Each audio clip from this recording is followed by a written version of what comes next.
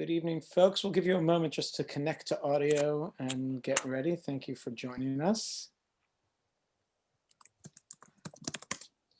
We'll get started in just 1 minute.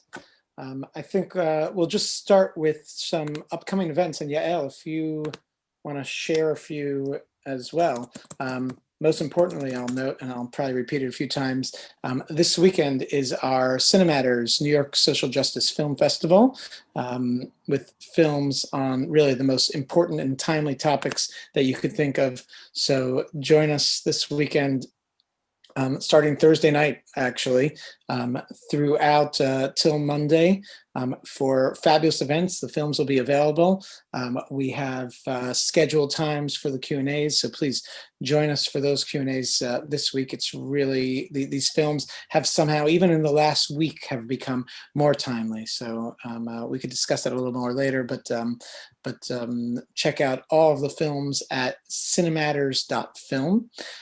Also coming up in the next few weeks, we have the film Some Kind of Heaven on starting to screen on January 15th. On January 19th, we'll have the conversation. It's about the largest home for the elderly in Florida, and it is a fantastic documentary with a lot of surprises. We also have the film, a special preview of the film 6 Minutes to Midnight that stars Judi Dench, coming up at the end of January. And we have our class for this season is called After Schindler, about the third generation of Holocaust films that we're seeing now. So sign up for all of that and help spread the word. We're really excited to do this event in collaboration with our Center for Family Life, and it gives me great pleasure to introduce Yael, who could tell you a little bit more about what's going on in that world. Hi, everyone. I'm Yael. I'm the director of the Wasserman Center for Family Life, and I was so excited to be invited to do this event in collaboration with Yitzi and about this fantastic film, in conjunction, actually, again, with the Center for Social Responsibility and with Cinematters. This coming Monday on Martin Luther King Day, we're offering a great program for families pursuing justice, strategies for families committed to racial justice, and we're really excited about that. That'll be on Monday morning, and we know that people have their kids home, so we welcome kids in the background and listening to the conversation as well. And this Thursday night, we have a conversation happening as part of our Conversations and Parenting and Beyond series with Vanessa Kroll-Bennett, who is our center's scholar in residence. And that is with author Megan Leahy, columnist from the Washington Post and author of the new book, Parenting Outside the Lines. So we're excited to partner with her on that. So we hope you will join us for one or both of those upcoming events as well. Wonderful. And now it gives us great pleasure to introduce the filmmakers of tonight's film that we're discussing. We're hoping to do tonight's conversation really, I was saying this before, that I get to, for once, to actually do my really important job and be a parent, and not just be the director of film programs here at the JCC, but actually I'm looking forward to taking part in this conversation and learning from this conversation, and hope that you in the audience also can be a part of this conversation and join in and ask your questions. If you have any questions, please put them in the chat and we will call on you and open your mic so you could ask them in a live way. Also, be a part of this conversation. I think this movie, for those of you who have seen the movie already, this movie is really very much about what's going on in our community and as parents, and there's not one right way to do things, and everyone's opinion here is definitely valued. So I want to start just by introducing the filmmakers. I'll start on my left with Eden Wurmfeld. Thank you, Eden, for being here. Hey, everyone. Thanks for having us. And Margaret Loeb. Hi, thank you. I'm proud to be a JCC community member in addition to a filmmaker. And it has been noted to me that it's funny. I was watching the film, and the film, I think, was brought to me originally by our executive director, Rabbi Joy Levitt, and I didn't know that the JCC actually played a starring role. I'd say the lead role in the film, really. As one of the scenes takes place there, which, you know, that's all you need to get a screening at the JCC. Yeah. So thank you for being a part of our community, and thank you for sharing this with our community. I wanted to start just with a few questions. If you could share a little bit about the background of why you decided to make this film and how you went about it. I'll start. So I am a social worker by training, was really just raising my kids, had worked in the film business for a while in the past, but Eden had been my roommate in my 20s, and we had always kind of, I don't know, over the years kind of talked about doing something together for both a zillion years ago and in the present. And we were really talking more as parents and trying to figure out why we felt pressure to raise our kids differently than the way we were raised as born and raised New Yorkers. And mostly around like their freedom to navigate the city actually on their own as they were kind of in grade school into middle school. And that really sort of set us down the path of looking into how we got here and how could we make a film about that. And were our choices the right ones now, or are we kind of doing something that wasn't right for our kids? And I would just even add that, like, at least for me, those initial conversations that Margaret and I were having, it was more like I wasn't even complete. I was like, I feel like I grew up really differently. Like I was doing things at a much younger age. I think I have a photograph of myself in the first grade classroom with a key around my neck. So I'm like, I went back and I found it and I'm like, oh yes, that is my first grade classroom. And I did come home and let myself in. And I did climb up onto the countertop and like get a snack down and wait for someone to come home. Like, I'm not just crazy that I think it's different. Like it actually was different. So like it started out really conversational and like anecdotal and kind of wondering. And we were really focused initially on New York City.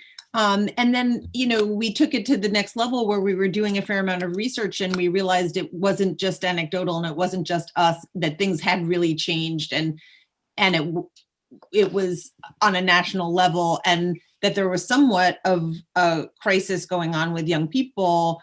And so then we started to feel a sense of responsibility, like how do we represent this in a film? How do we do justice to this topic? And I don't know that we have fully, but as you can imagine, it's a broad topic, and there's lots of people growing up in this country in lots of different kinds of neighborhoods and communities, and it was really challenging to try and figure out how to kind of like do that in a narratively effective way, like where we're actually telling a story that people want to follow, and then also where we're not. A big challenge was not wanting to kind of typecast anyone as like, this is what childhood looks like, or this is what the problem is, any one family. And so that was a really big challenge as far as the thinking that went into the making of the project. So how did you choose the families? How did you know? I mean, really, this could be told about almost every other family in America. And how did you? I by the way, I know that my brother and I are constantly discussing our childhood. We were like, didn't our parents just say, "Go out and play, go," and that's what we did. And see you when it gets dark, and we'll figure it out. So how did you choose which stories to follow? Well, I mean, we started to follow a lot of people who seem to be interested in maybe making some kind of a change. I think we wanted some sense of hope in the film. And as we were talking to lots of experts, we did ourselves feel like something had maybe gone wrong.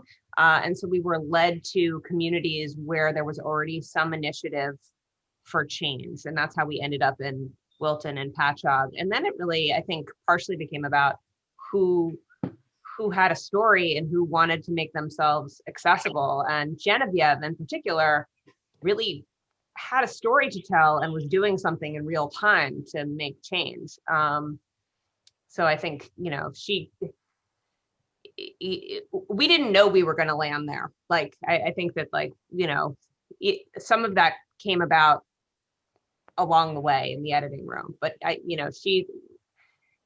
anyway, I don't know if Eden wants to add to that. And there were other people too, but I do feel like their family became just the most, the center of the film in terms of the heart of the film. I also found that particularly interesting, right? Because while they were in a high pressure environment, I think they, as parents, at least, they didn't come across in the film as particularly putting their child in a extra high pressure situation. It seemed like it was really more of a result of the community and the culture surrounding them than it was their particular family. So I just found that particularly poignant as well, because I think sometimes people think, oh, it's like the parent themselves that are too harsh, but it really proved to me how their family was kind of the byproduct of what was happening around them.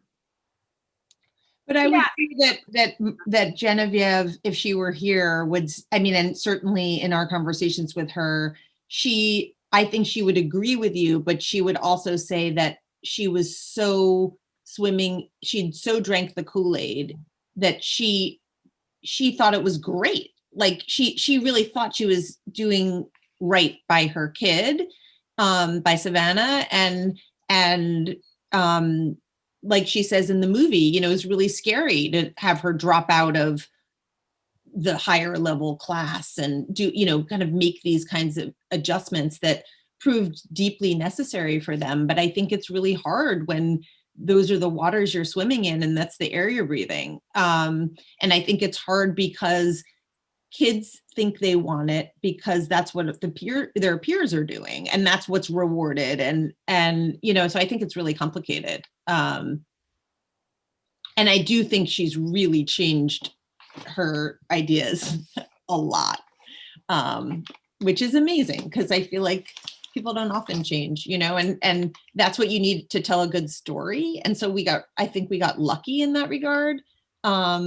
And one thing that was really challenging about telling their story is that Savannah's story had mostly happened in the past. So it wasn't happening in real time. I mean, what was happening in real time was Genevieve's evolution and her becoming an activist, like an unwitting activist, to change the law and so on and so forth. Can I ask a question of you guys? Please, Joy. Do you think that Genevieve was changed by the film itself? Do you feel like that in the experience of watching it, it moved her in any way, or her daughter? Or do you think she was? I think she gained a sense of like mission. I think, Eden in particular, I think you really like, especially when it came to the legal piece, like I think she was more driven because she knew this was something that she was, she goes to church, she wants to do good for her community. Like the fact that this was going to be out there in the world, and this is just in the watching, but in the making, like I feel like she felt like she was a part of something that was important. And, she says that in the film, she can make a difference for somebody else. So I think she's also sensitive. I mean, she said, the Julie Lithcott-Hames made some comment about her finishing her daughter's application. And I think she's a great mom and she worked really hard. I think we feel judged as parents all the time. And I think she still feels worried about being judged for the choices that she makes. And I think we, as Eden and I, really don't want anyone to feel judged. I mean, I could get like upset about it now. It's like, I think these are hard choices that we are making all of the time. And I think she is still, even in reflecting on the film and looking at it, she's wondering, did she do okay? Is she doing okay now? I still think she's battling those questions that we all battle daily. Can I ask also about the superintendent? Is that what his position officially was? Yeah. How you got to him, how you chose him? So Michael was, as Margaret pointed out earlier, I mean, we ended up in communities where there was some interest in change happening, and Michael had already brought Lenore Skenazy to his school district. He'd already increased the amount of recess time that his kids were getting. He had already made testing optional for his community, even though it made the school number plummet because, you know, how they perform on these regional tests indicates what the ranking of the school is, and then that impacts the real estate values in the area and so on and so forth. And so was really leading the way, and he had a TED talk that we'd watched, and again, it's like when you're making these films, you have to go through the doors that are open to you. I mean, you want to try and push on doors that aren't open, but mostly you don't want to be, I mean, it was very, he was very welcoming to us. His community wasn't very welcoming to us, but he was. And that was a huge gift. And it was really complicated actually, because there are a lot of people in his community that were very skeptical about the filmmaking process and didn't want the community to be a focus in any way.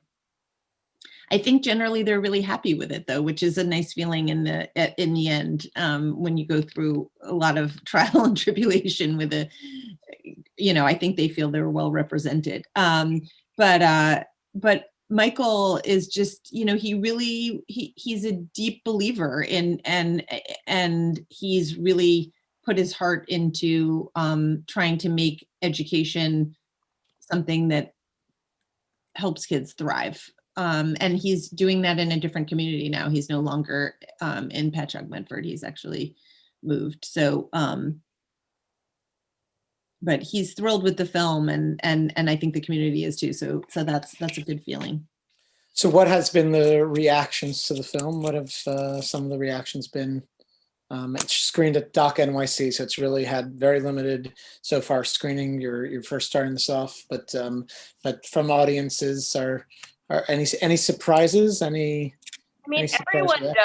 has the moment of, if they're our contemporaries, which is kind of a broad range, if they're between 40 and 70 for sure, like I feel like the wake up of, oh my God, I woke up and the bell rang and that's how I knew when I needed to come home. So people having their own nostalgia moment of, I think happens a lot, where they remember how they were raised. And I think some people feel like they're questioning their own parenting, and some people have felt relieved because we're in a pandemic and they have been, parents have had to let a lot of things go. Like they can't really do sports specialization or this plan they had their kids in, and the pressure that they feel that they're falling behind. I think for some people, they have felt relieved by it. I don't know. That's some of the things I've heard from audiences. I want to jump into the pandemic a little bit more in a moment, but Eden, you were going to say? Sorry. Oh, in terms of audience response? Yeah. I mean,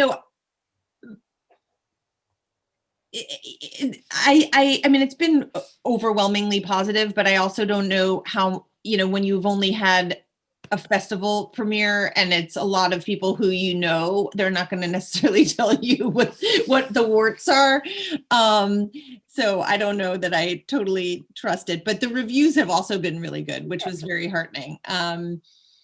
So, I mean, I guess, when you've watched something 1,000 times, it's always, it's really moving to have people tell you that they learned a lot or they cried throughout or whatever it was. I mean, so that's very gratifying.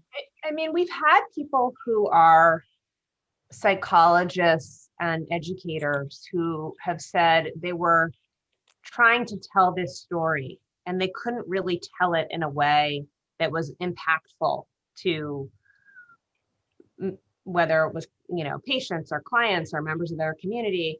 And this gave them a tool. And we had one psychologist who was on our panel for our premiere who said that to me right away. I mean, she's in Columbia, Vivian Lugio, she's in our community. She's like, anytime, like this is so helpful because people will get this in a way that I can say and give all this data. So that's been, I think, made me feel that it could be helpful for people who are trying to get through to, all people in an ed space or in a mental health space, I think has been rewarding. And what's your, oh, sorry, yeah.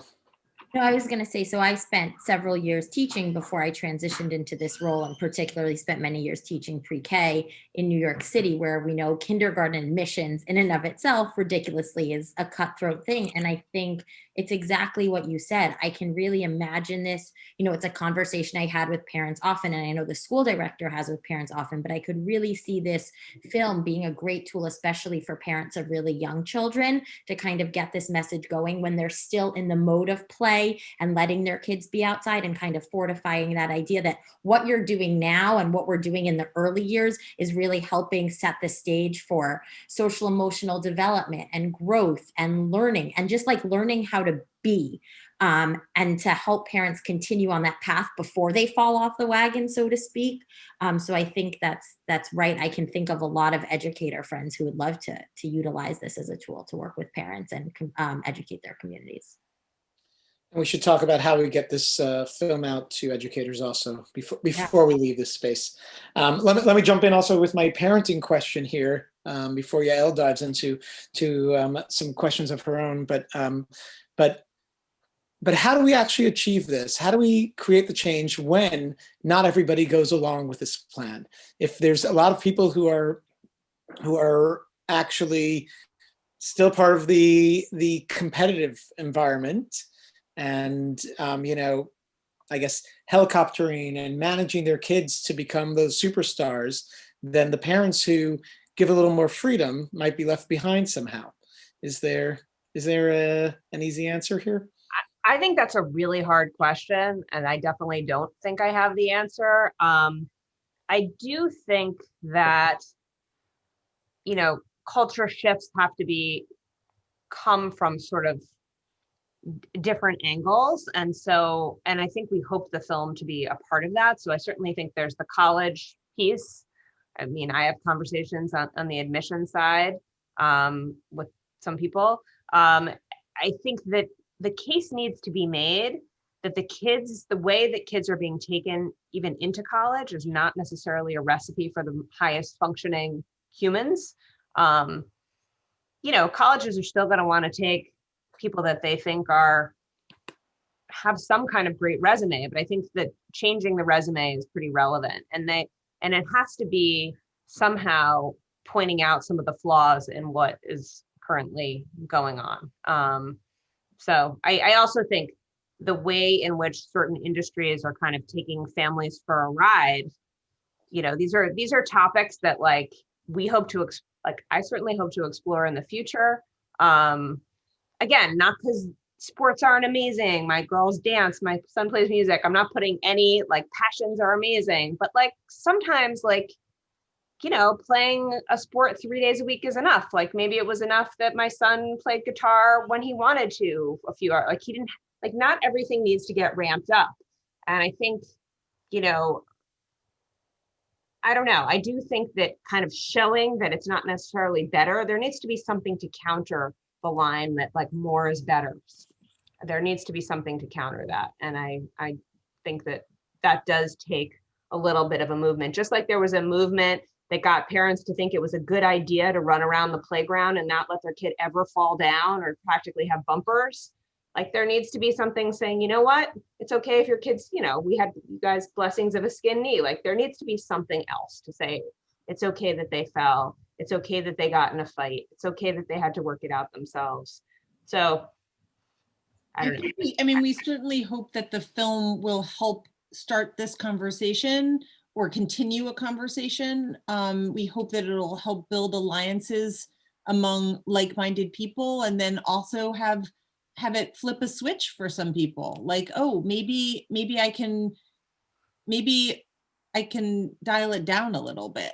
Like Margaret was suggesting, in terms of how much is too much. And I certainly hope the film communicates all that is learned and all the value of time just hanging out, that kids together in mixed age groups are each other's best teachers, and that these are the life skills that we need to survive. This is what is going to make for thriving young people and thriving adults.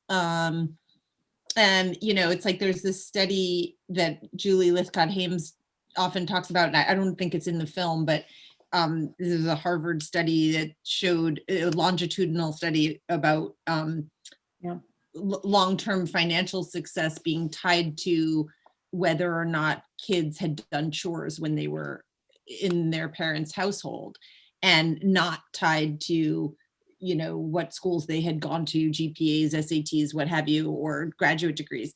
And I just remember bringing this up with the Easons, and they were laughing and then like almost crying, but they were like, oh, well, it's like, we just felt so sorry for our kids because they were so busy. We never made them do any chores because we just didn't want to add another thing. Like they just had no time, and that's very real. Like, we've started in my household this thing, and it requires so much patience on my part. But also just kind of being like, okay, maybe not all the homework gets done. It's like after dinner, I'm like, okay, kids, you're on cleanup, and Dad and I will tell us when you're ready for us to come inspect.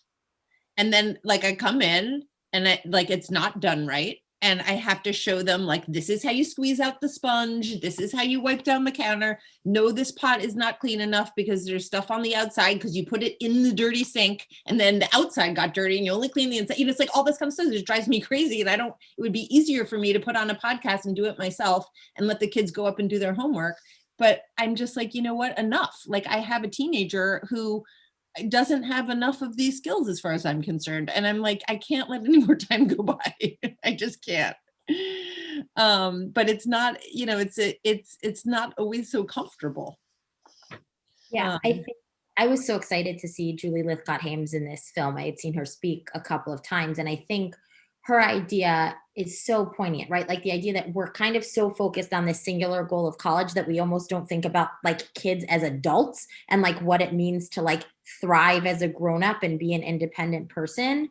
And I think I really loved her line where she said that we've mortgaged our kids' childhood in exchange for the chance for a grand future, a debt that can never be repaid.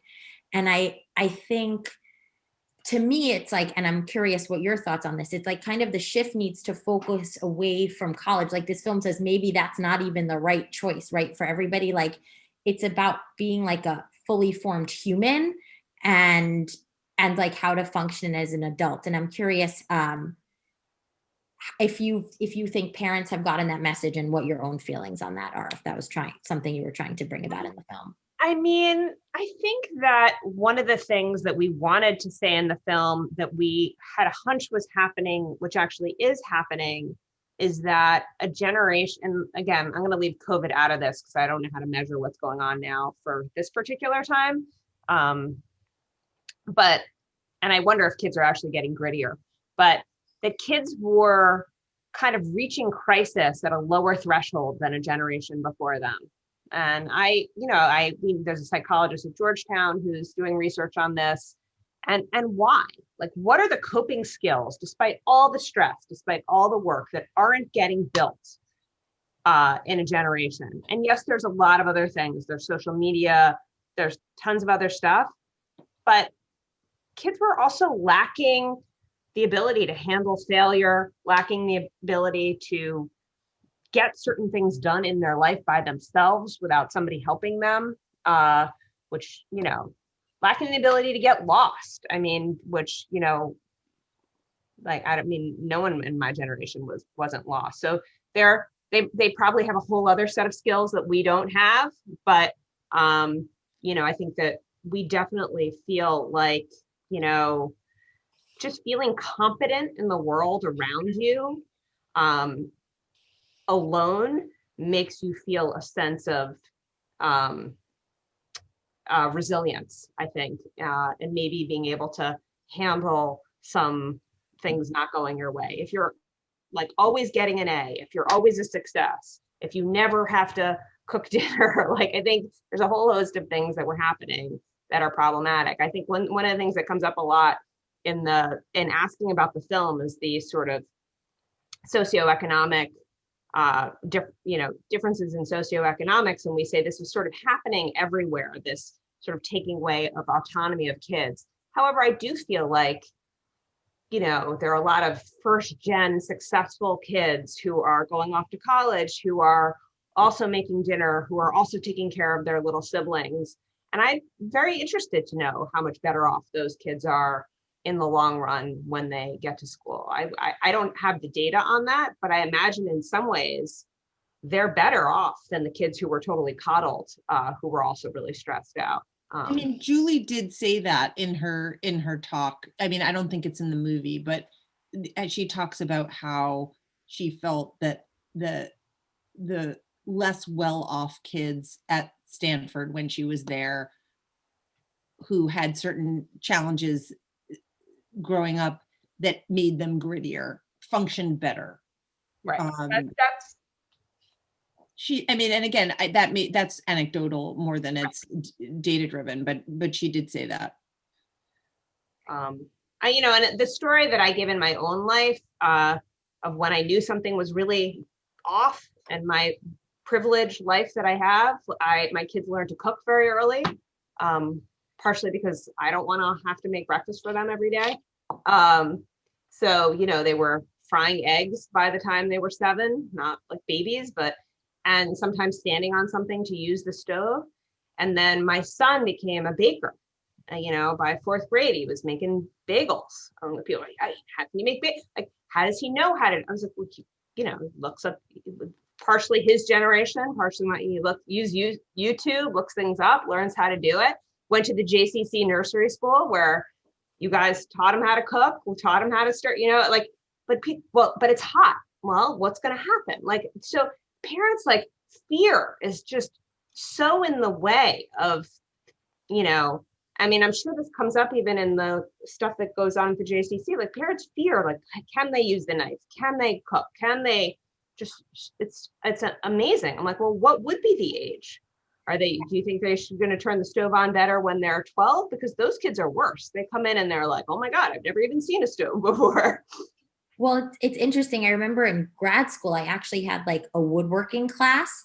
And I thought, oh my gosh, this is the coolest. And I can't wait to give the kids tools. And there were so many educators in the room saying, but what if the kid gets cut with the saw? And then what are the parents going to say? And it's such a liability issue and we can't do that. And it's it's happening at every level. And I think too, when you saw, forgive me, I forget her name in the film, saying are you allowed to use scissors? And the girl is like, no, my mom doesn't let me. It's too scary. I think what happens too is that impacts their sense of self and autonomy. Hearing a message over and over again, it's dangerous, you can't do it, starts to really build into children. I even saw as young as the age of 5, kids would start to develop anxiety around doing dangerous, scary things that I think a generation ago kids were doing with nobody looking over their shoulder. And I think too, that's why I thought that superintendent in Patchogue was particularly powerful, because I think there's two sides to this. Like I said, the educators in grad school were saying it. There's the educating the educators, and there's the educating the parents, and then there's that policy level, right, of us all working together. It's a complicated issue. There's a moment in that we had on film that would be a great outtake from the film, where Genevieve and Rob Eason are talking. I think they're talking in the kitchen. But, the line was, they were talking about mental health, I think, and college campuses, but they said something about people fear their kid climbing a tree, paraphrasing this, but nobody ever thinks about the danger of what if you don't climb the tree? What if you don't? What if you don't try it? And I think that's, for me, has felt like a great metaphor of the film. We think about the removing the risks because some bad things can happen, but we don't think about the risk of not doing it. And I think we're really in that moment right now, because I'm thinking my kids could go to school, they could get COVID there, but what if they don't go to school? There's this risk model that we're doing all the time. And it's just, and parents are deep in it. And I think it's super challenging, and there are no right answers. Or there's no single right answer in this moment. So I think, we want to be in this conversation, helping parents make the right choices for themselves, and being able to see that in removing one set of risks and fears, there may be, you know, maybe there's some letting go that will actually be a win all around. And play seems to be a good anecdote for a lot of things. Just to add on to what Margaret's saying, someone we spoke to, who, a psychologist also at Georgetown, was just making the point that the age at which we send kids off on their own, whether it's to college or into the military or just to go travel, whatever, has remained the same over time. But the age at which we let them, you know, acquire certain skills and do certain things has gotten older and older and older. So for all intents and purposes, we're kind of like shoving all this learning that needs to happen into an increasingly smaller time period. And then when you calculate what's gone on, like Yael was saying, you know, like the kind of fear that is developed when you're not allowed to do something, or you've been told it's dangerous, or that you're not old enough, or you're not capable, you know, combined with this kind of panic of like, oh my God, I have to learn how to do all this stuff before I go, you know, off on my own at 18 or what have you, I think is very real. Well, it's the model, like, you know, you think back to first I get to, I mean, again, this is even in my childhood. First I get to go around the corner, and I was allowed to go to the hot dog stand. Like I wasn't allowed to go across the street. And then I was allowed to cross the small street and go to Gristedes. And then and then my parents caught me crossing, you know, a large street, but, and buying something where I shouldn't have. But anyway, but the idea was like your world, and then you get to take public transportation, or maybe you take, you know, get to go further, or you get to bike in the neighborhood that you're in. But that feels very like barely exists anymore. Like that you have time to feel like, okay, I kind of know where I am. I can look back. I know who the people in these houses are, or I even know the people in the stores in the neighborhood. You know, in New York City, it's like, okay, you're old enough to go take an Uber, or you're old enough, you haven't even walked around the neighborhood, but I'm going to teach you how to use the subway. Like that, it's like all of a sudden I know kids who are like, okay, you made it to high school, now we're just going to stick you on the subway, you have a phone. And I don't even know entirely what it is in suburban communities. But it's interesting, right? Because if you think about the trajectory of everything else in childhood development, it's very step by step. Like you learn, like all the things you learn before you read, or all the things you learn before you get to complicated math. And by all accounts, we're not doing that for independence. So it's almost like that has to be back on a tracked system, right? Because like you're saying, it's we're not setting kids up for success. If we're saying you can't do anything, go. I think even, you know, in like my daughter just turned 6 and started to ask, can she walk down the steps in our building alone and meet us in the elevator? And we were like, oh my, and then we're like, what are we thinking about? Like, there's a door, like, of course you can walk down the steps, but it was like, you have to take like a moment to think about it. And there is a risk assessment, but I think too, like everything else is with being a parent, like there's a pit in your stomach and there's a sense of what's uncomfortable. And it's like, when is it a real risk? And when do you just have to push past that and kind of do what's right for your kid? We had talked about this a little before, but I guess in light of everything that you've highlighted in the film, do you think that the pandemic has affected children's sense of freedom in more of a positive way or more of a negative way?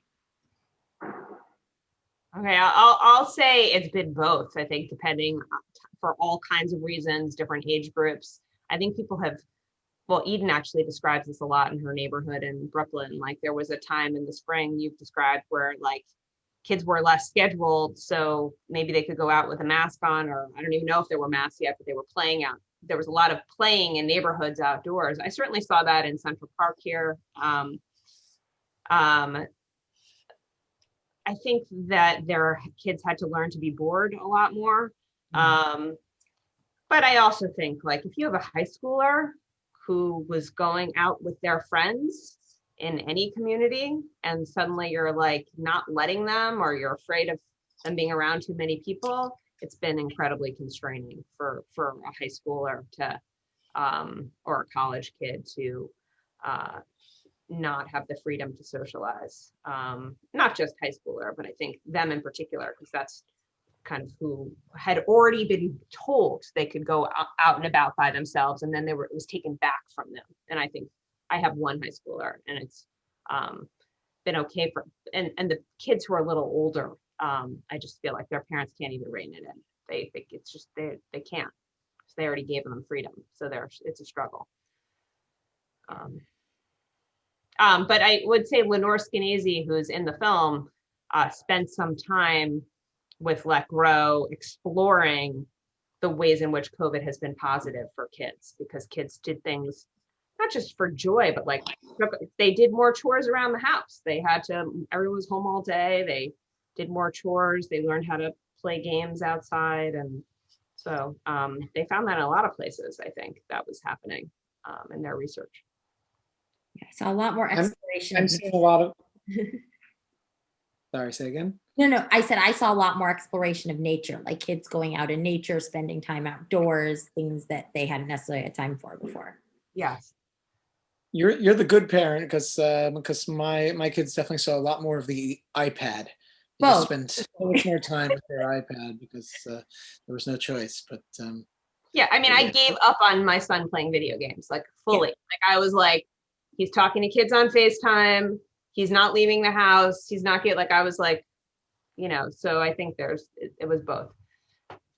Yeah. I think on parents too, what I've heard a lot is that it's let them let go, whether that's giving them more screen time or just like saying, screw it to the structure, or, making their, serve yourself breakfast. I can't do it now. There's definitely 100 different levels of struggles that parents are facing right now. But I do think this has kind of been a little bit of a silver lining for kids in certain situations, seeing that this like lack of structure is actually okay for them and that they're doing well. Certainly it's better for most kids to be in school and have a routine. But I'm hopeful that when we go back to normal, that we'll maybe course correct and find a little bit more of a balance than we had beforehand. I'm so with you. Yeah. I hope. I'm hoping that too.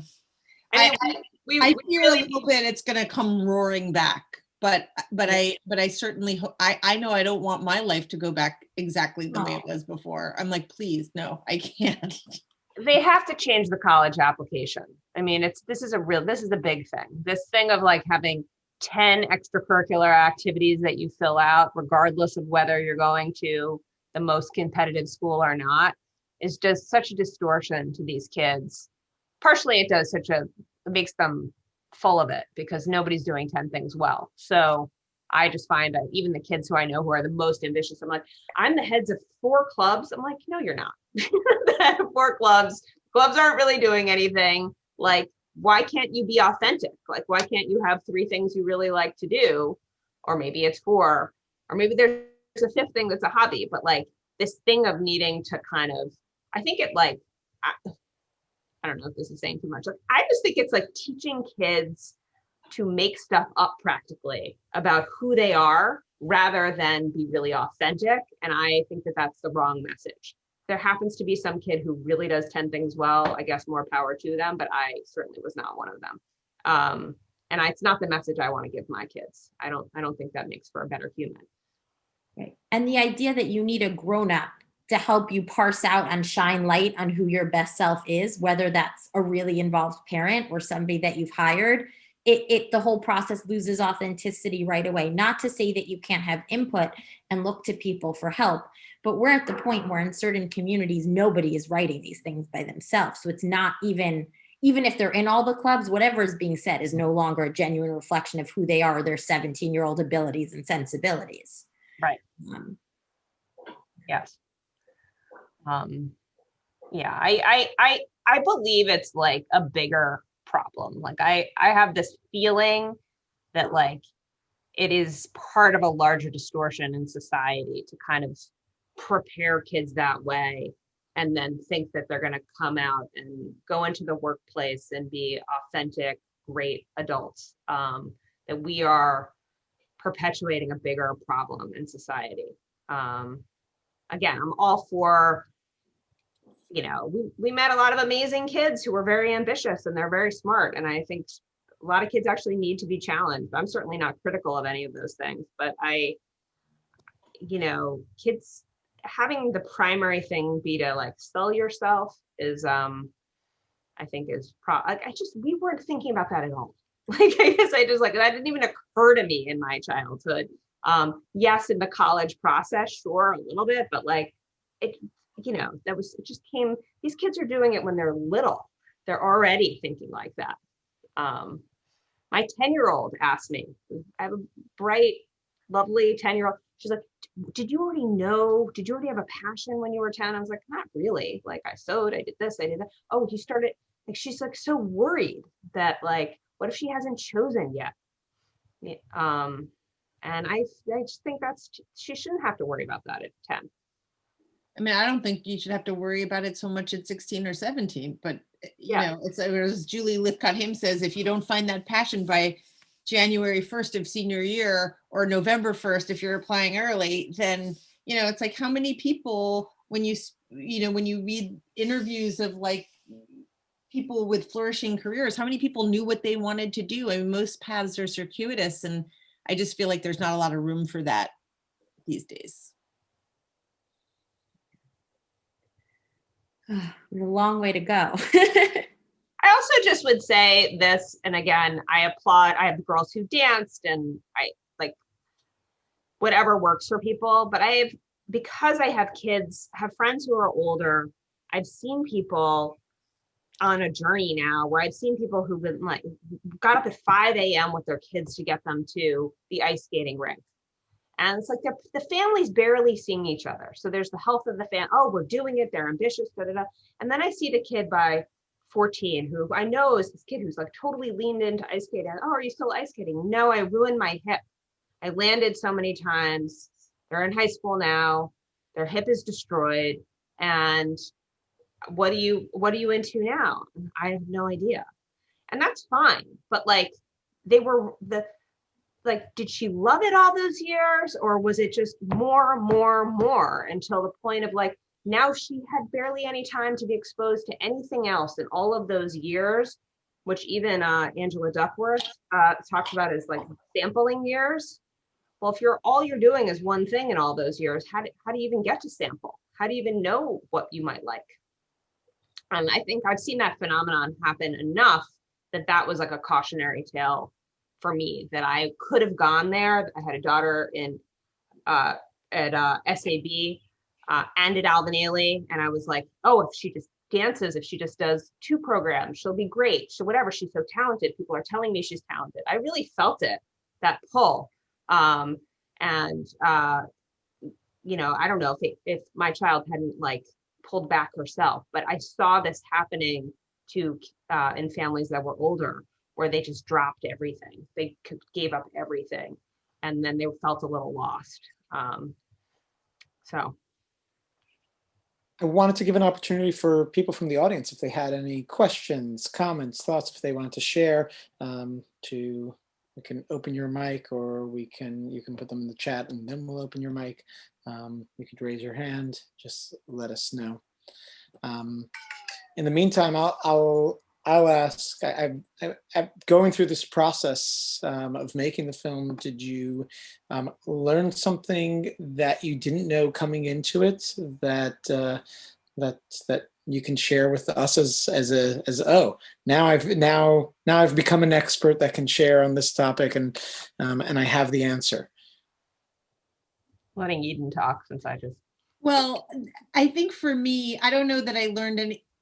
I don't know that I would quite put it in those terms, but I think that the thing that I learned was not to be ashamed or scared of being mommy shamed because I was letting my kids do certain things that other families weren't yet letting their kids do. Like for my older child was asking for some independence that I thought was developmentally appropriate, that I thought he was capable of, but was clearly not culturally acceptable. Like, he's in 2nd grade, he was going to the market and with a grocery list, and, he was walking around the neighborhood, crossing streets and stuff. And that was not the norm in his community. And I was hiding this from other parents because I thought that no one would let their kid come over.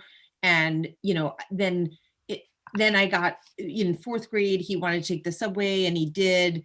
And somebody ran into him on his way he was going to a baseball practice, and they just totally laid into me about how sad it was that he was traveling alone, and how he begged me, can I go take the bus to the subway and get a piece of pizza on the way? That's going to be my dinner. He was so excited. He was so proud of himself.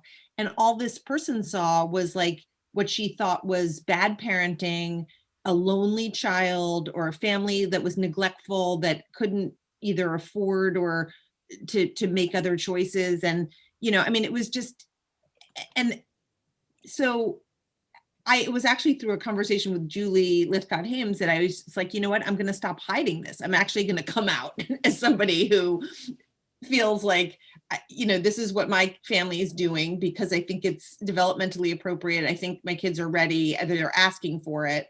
And, it's been really interesting, because not unlike that character Jack in the movie, where he had a modicum of freedom more than other kids, and he had this Let Grow project where he wants to go to New Jersey, and then he realizes himself that he's not ready, like he's kind of too scared, and his parents are like, you're not going to California, what's the big deal, go, and he's like, no, I'm not ready. And I've noticed with my own kids that that's really true. Like, I was wondering when my 10-year-old was going to take the subway by himself, because my teenager had taken it alone at 9, and he kept telling me, I was like, do you feel like this is something you could do? And he kept saying, no, no, no. And then he came to me and he's like, Mom, I'm ready. And I was like, okay, where are you going to go? And he's like, this is the route that I think I'm ready to do. And I was like, okay, tell me how you would do it. And he told me, and I was like, fantastic, you're ready, go for it. And he did it.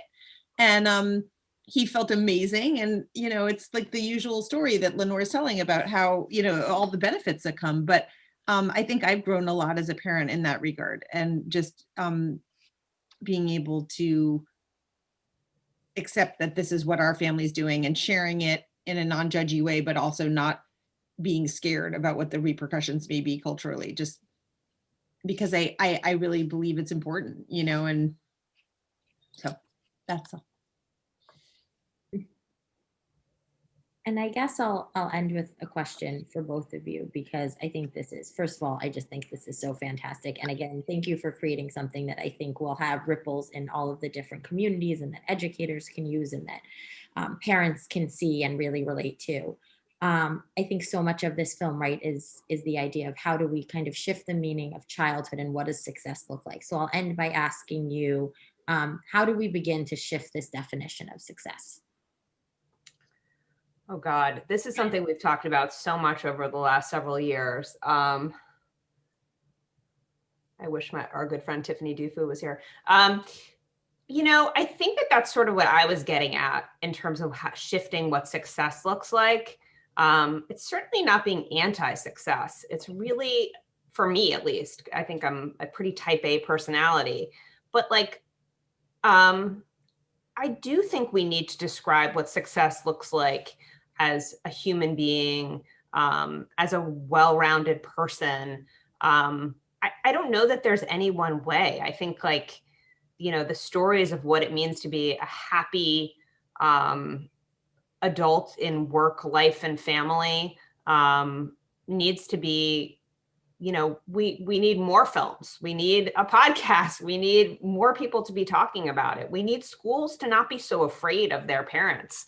I think the great thing about nursery school is you explain to parents that play is work. Parents are consistently asking, where are the academics? And again, I'm not anti-academics, but parents need to understand that when you're, that there is that, and not all work is about building academic traits, that there are other traits, character traits that you want to build. I think that that's actually some of the most interesting stuff on success right now, is these idea of character strengths. And not all of them need to be so ambitious.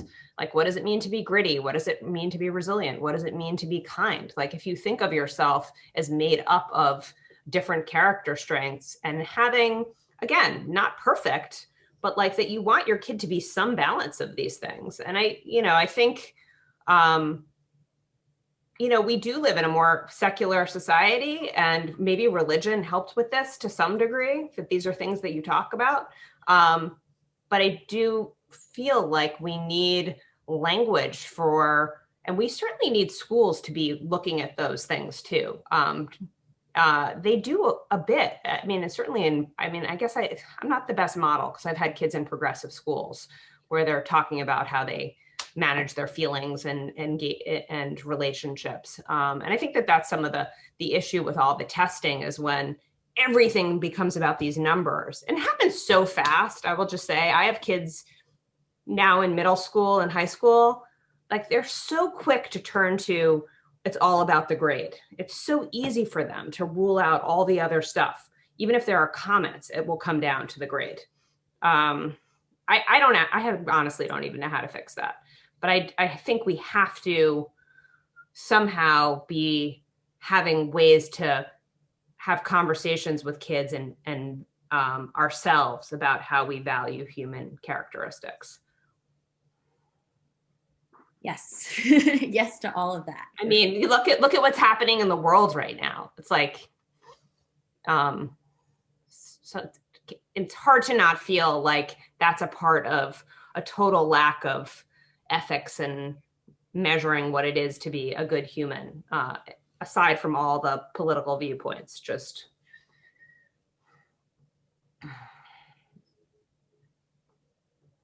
Ian, did you want to add on? What she said. I mean, I think it's a really tough question, but I think Margaret hit on much of what I would say. So being that it's 9 p.m. Well put then. Tell us briefly where the film is going. Where can people find out more? How should people contact you? So our website, chasingchildhooddoc.com, you can sign up for our newsletter where we will let people know as soon as we know how it's going to be available. But our goal and hope is to have a large impact and outreach campaign with this film, where it goes to communities across the country, PTAs, schools, administrators, et cetera. So if to the extent that you're involved in a community, we'd love you to bring the film to your school, help spread the word. And right now there will be distribution for the film.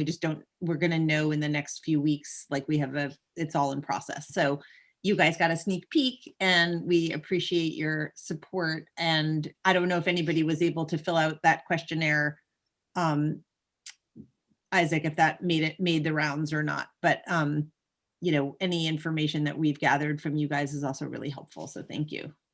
We'll be sharing. We're happy to support this film throughout its life, and we look forward to people spreading the word about it and continuing to try to push the message of it forward. Thanks. Yeah, and the website we put in the chat. ChasingChildhoodDoc.com. Thank you both so much. Thank you for being here. Yael, thanks for having us. Thank you. This was fantastic. Thank you.